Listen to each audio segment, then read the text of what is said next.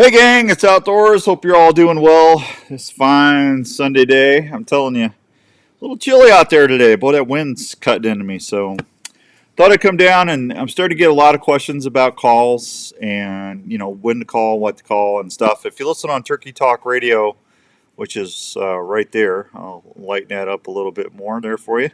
That's every Wednesday at 5 o'clock. Then we have Buck Talk Radio right after that. That's on Wednesdays on the Outdoor Call Radio app.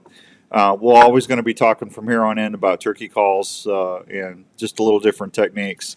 So I told everybody I would just jump on here and do a little quick recording on stuff that it works for me. Now, Larry and Philip and Ryan, they make fun of me all the time, but I've been pretty successful in the last 30 years shooting turkeys with a bow. And so what I'm going to tell you works pretty well for me. But I'm always telling everybody on the radio show that I'm living proof that anybody can shoot a turkey, because I'm always going to be an average caller at best. The nice thing about what I got here is Rupert's Roost and Peace turkey calls.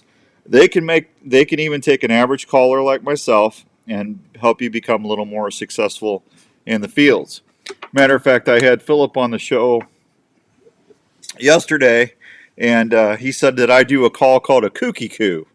He goes, I don't know what that kooky coo thing is you do, and I don't know either, to be honest with you, but I just went with it, and if he wants to call it a kooky coo, that's fine with me, because I usually shoot some toms, so I'll just keep kooky cooing, and that's fine.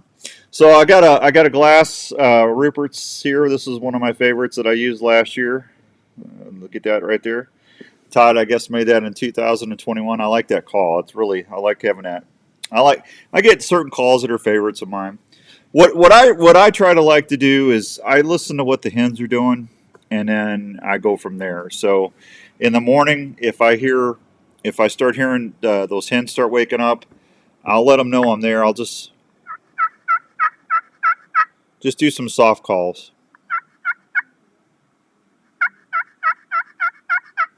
And if I hear her that I think is the lead hen, if she's cutting everything off or she's firing up, I'll try to call exactly what she's doing. And if I mimic her, hopefully I'm going to get her attention and she's going to get upset. And when she flies down, she's going to come my way. If she's the lead hen, what does that mean? That means that big old boyfriend of hers is going to come along with her. So that's kind of the best of both worlds in there.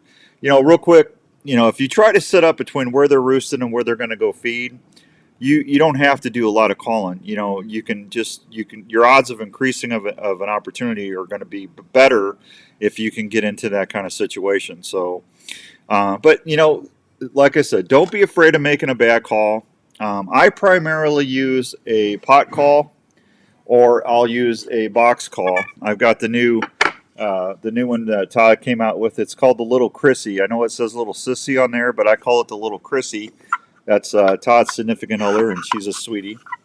But this call here is anytime you're out in the turkey woods, you want to have a box call with you, because in the wind, if it travels farther than a pot call, a friction call, a mouth call, if you're in hunting later season as the vegetation gets denser, a box call is going to travel through that farther than any other call.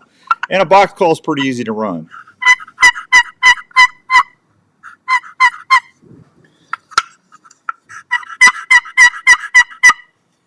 Get a rubber band on there, you can gobble with it, but nice sounding call right there from that Todd Rupert's Roost and Peace turkey call. So, starting out in the morning, if you're out there, you hear those first couple tree calls, try to let that tom know you're there, and then just if you want to call what they're sounding like, that's what I always try to do. Philip says he likes to be the sexiest hen in the woods. He wants that tom before he flies down to actually have in his mind he's going to fly down in his direction. So he tries to be a little more raspier, sexier than what he's hearing. Philip can do that. I'm not even in Philip's shoestring league. So I'm going to do what I think works the best for me. Once they're down on the ground, every 15 or 20 minutes, I'll just start doing some clucks.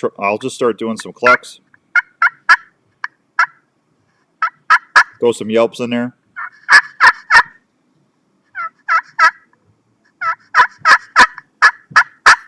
Maybe throw a couple purrs in there, a cluck and a purr.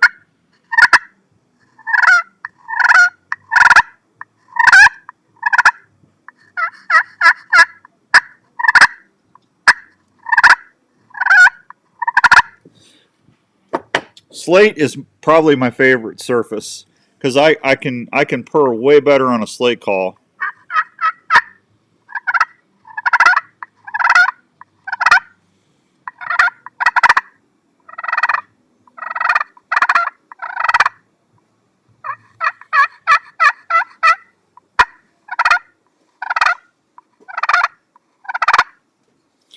And I think I can soft yelp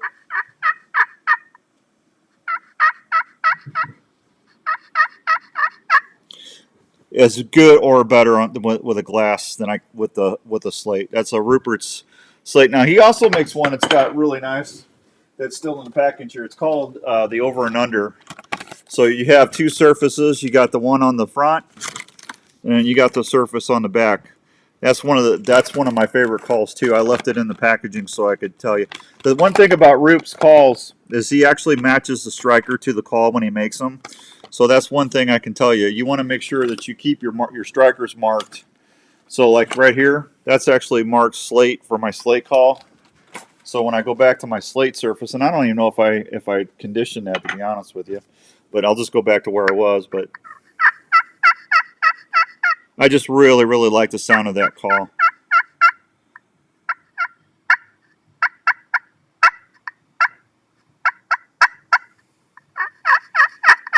Remember, turkeys can make between 24 and 26 different vocalizations. You really only need to know a few of them to be successful. If you can cluck, if you can yelp, and you can purr, if you can cut a little bit, get out there and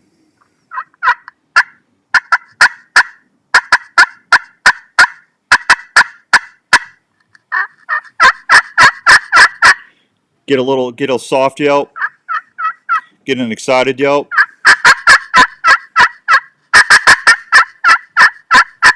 It's really going to help you in the woods, and it's going to help you get more opportunities on those toms.